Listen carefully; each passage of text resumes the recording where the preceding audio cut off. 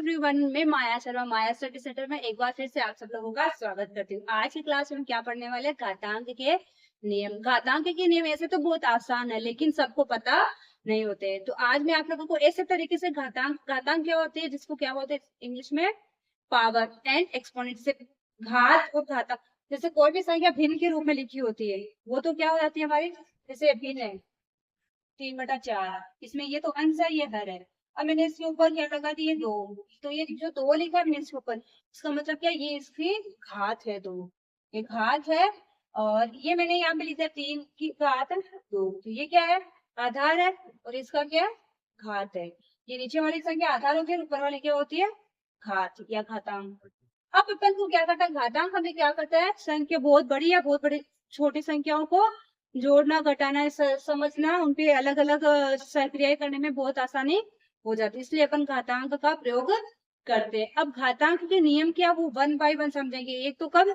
जब आधार समान होता है और घाते अलग अलग होती है। और एक कब? जब आधार तो असमान होता है, लेकिन घातांक यानी घाते क्या होती है? समान होती है। तो अपन पहले आधार कौन सा नियम समझेंगे? जब आधार समान होता है तो क्या नियम है, और सेकंड वाले में क्या नियम है। क्लास स्टार्ट करने से पहले मैं आप लोगों से एक रिक्वेस्ट करना चाहूंगी, अगर आप हमारे चैनल पे नए आए हैं तो प्लीज हमारे चैनल को सब्सक्राइब कीजिए, वीडियोस को लाइक कीजिए, अपने फ्रेंड्स के साथ में वीडियोस को शेयर कीजिए। ठीक है, अब करते हैं क्लास स्टार्ट।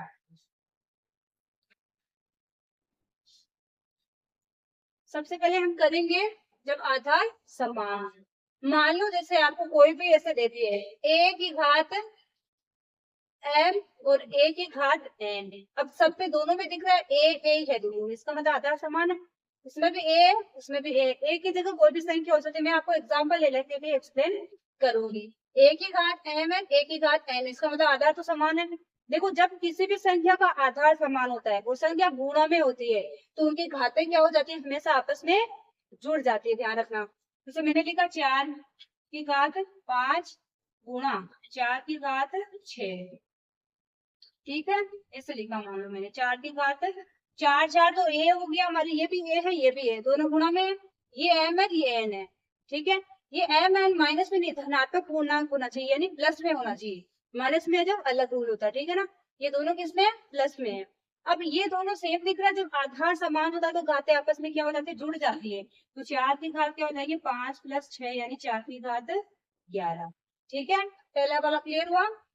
सेकंड वाला देखो, सेकंड वाले में क्या है? आधार तो समान होता है, घातें अलग अलग होती है, लेकिन संख्या किसमें होती है? भाग में। तो इसका थोड़ा सा उल्टा है भाग वाला। गुणा वाले में अपन क्या कर रहे थे? घातों को जोड़ रहे थे, है ना, ये कर रहे थे। तो भाग वाले में क्या करना है? घातों को आपस में क्या कर देना है? घटा देना है। जैसे मैंने लिखा 9 की घात 6 भाग 9 की घात 3 ले लो या 5, कुछ भी ले लो, 3। इसका मतलब क्या है? संख्या का आधार तो समान है, संख्या है भाग में, इसका मतलब घातें क्या हो जाएगी? घट जाएगी। 6 - 3, तो 9 की घात क्या आ जाएगी? 3। ये क्या हो जाएगा हमारा आंसर। इस प्रकार अपन को कर करके देखना है। ठीक है, अब आते हैं हमारे थर्ड पॉइंट पे। हमारा थर्ड पॉइंट क्या है? जब इसमें तो क्या था? इसमें देखो दो रूल बनते हैं। इसमें देखो अभी तो ये था, अब क्या हो सकता है? ये जो घात पहले वाली घात बड़ी भी तो हो सकती है ना। जोड़ने में तो सेम है, जब गुणा में होती है तो जुड़ने वाली है। तो ये बड़ा हो चाहे ये बड़ा, कुछ भी फर्क नहीं पड़ेगा, छोटा है। लेकिन जब घटाने वाले में पहले वाली छोटी हो जाए, दूसरी वाली बड़ी हो जाए, तो घटाएंगे जब माइनस में आ जाएगा ना मान, आएगा ना। तो देखो कैसे करेंगे। देखो a की घात m है, a की घात n है, आधार तो समान है लेकिन घातें अलग है, संख्या भाग में है। लेकिन यहाँ पे जो m है ना, वो n से छोटा है, तब क्या हो जाता है? वो क्या हो जाएगी? वो जो आधार के साथ घात है ना, वो घट के कहाँ आ जाएगी? बट्टे में आ जाएगी, एक के बट्टे में आ जाएगी। एक के बट्टे में आते हैं, किसमें हो जाएगी वो? प्लस में, फिर माइनस में नहीं रहेगी। घटाना तो इसमें से, इसमें जो बड़ी घात है उसमें से छोटी वाली घटाएंगे, तो क्या बन जाती है फिर? 1/n - m। देखो मैं करके बताती हूँ अभी। ये भाग में तो मान लो यहाँ पे 3 हो जाए और यहाँ पे 6 हो जाए। अब हमारे देखो क्या हो रहा है? a की पावर m, a की पावर n है, संख्या भाग में यानी आधार समान है, घाते अलग अलग है। लेकिन ये m क्या है? n से छोटा। मैंने यही लिखा है, n बड़ा है m से या n छोटा है n से, कुछ भी लिखो, इसका मतलब क्या? n बड़ा है। मैं ऐसे लिखूं m n, तो भी ये m छोटा है, इसमें n बड़ा है, मतलब क्या है, m छोटा है। जब ये m छोटा है तो इसका मतलब क्या हो जाता है, 1 बटे a की पावर n माइनस m, ये अपन के घात का रूप होता है। तो n, इस n में से m ही तो घटाएंगे ना, घटेगा तो बड़ी संख्या में से छोटी संख्या, वही घटता है, आंसर माइनस में आ जाता है। तो अपन ने इसको बटे में ले लिया तो इसका आंसर प्लस में आ जाएगा। अब अपन को कैसे करना है, 1/9, 9 में से क्या कर देना है, 6 माइनस 3 घटा देना है, तो आंसर क्या देगा, 1/9 की घात 3। इस प्रकार करते हैं, ठीक है। अब देखो फोर्थ वाला, यहाँ तक सबको क्लियर हो, किसी को कुछ डाउट नहीं है ना।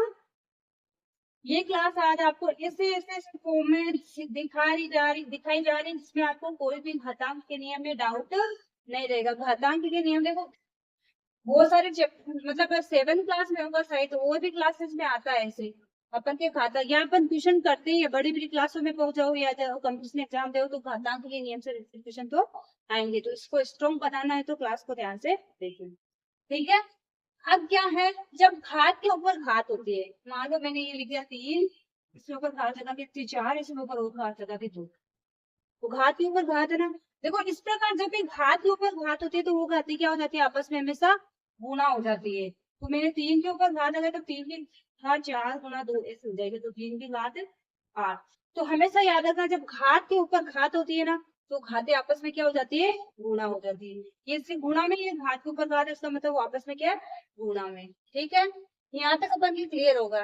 ये पार्ट किसमें आ गया, जब आधार समान हो। अब हम करेंगे जब आधार असमान हो। जब हमारा जो ए है ना वो ए नहीं रहेंगे, ए और बी भी आ जाए, तब क्या करना है। अब देखो क्या बोला, जब आधार तो असमान हो परंतु घातांक समान हो, ठीक है ना। तो देखो क्या है, ए की पावर m हो जाएगी और b की पावर भी m हो जाएगी। तो अपन को क्या करना है, तो आधार समान दिख रहा है क्या, नहीं दिख रहा, एक का तो a है एक का b है, लेकिन मेरे को घाते है ना दोनों में सेम ही दिख रही है। मैं लिखू 4 की घात 5 और यहाँ पे करूँ 6 की घात 5, यही है। अब दोनों को करना तो गुणा ही है, दोनों की घात 5 है तो अपन क्या कर देंगे, साथ में गुणा करके एक ही पावर चढ़ा देंगे, एक ही घात लगा देंगे। तो हमें क्या करना है, इस प्रकार जब भी क्वेश्चन आए तो हमें क्या कर देना है, ए बी, ये ए से भी नहीं लिखते, इसका मतलब क्या, ए बी गुणा में ए गुणा बी है, ए गुणा बी की घात क्या चढ़ा देंगे, एम, ठीक है। तो मैंने एग्जाम्पल लेके भी एक्सटेंड कर दिया। देखो एक एग्जाम्पल और ले लो, जैसे इस प्रकार जब भी आए ए गुणा बी, ए की घात एम गुणा बी की घात एम, तो आधार है समान। तो इस प्रकार जब भी आए तो अपन को क्या करना है, दोनों को गुणा कर देना, ए की घात चढ़ा देनी है। मैं गुणा करूँ दोनों को तो ए भी हो जाएगा गुणा होके, और घात चढ़ा देंगे एम। जैसे मैं एक एग्जाम्पल और 12 की घात 6 गुणा 14 की घात भी 6, दोनों गुणा में है, दोनों की घात समान है, तो अपन क्या कर देंगे 12 गुणा 14 और दोनों के पावर साथ में चढ़ा देंगे 6। इस प्रकार होता है जब आधार समान होता है, संख्या गुणा में होती है लेकिन घातें समान होती है, तो क्या हो जाती है, आपस में दोनों गुणा होंगे, घात एक सेम है वो चढ़ा देते हैं, ठीक है। अब क्या, जब संख्या भाग में होती है संख्याएं, लेकिन आधार उनका फिर भी समान होता है, सॉरी आधार असमान होता है और संख्या किसमें होती है, भाग में, और घातें समान होती है, तो क्या करना है, सेम नियम तो होगा वही है, इसमें क्या हो जाएगी, संख्या गुणा की जगह किसमें हो जाएगी, भाग में।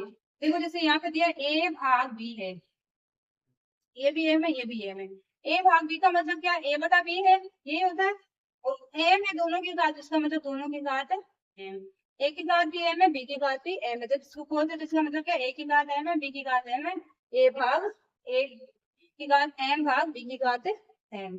इस प्रकार इनको लिखा जाता है, जैसे मैंने लिखा 4 6 की घात 3 भाग 5 की घात 3, तो इसका मतलब क्या है, 6/5 की घात 3, ठीक है। इस प्रकार इनको लिखा जाता है।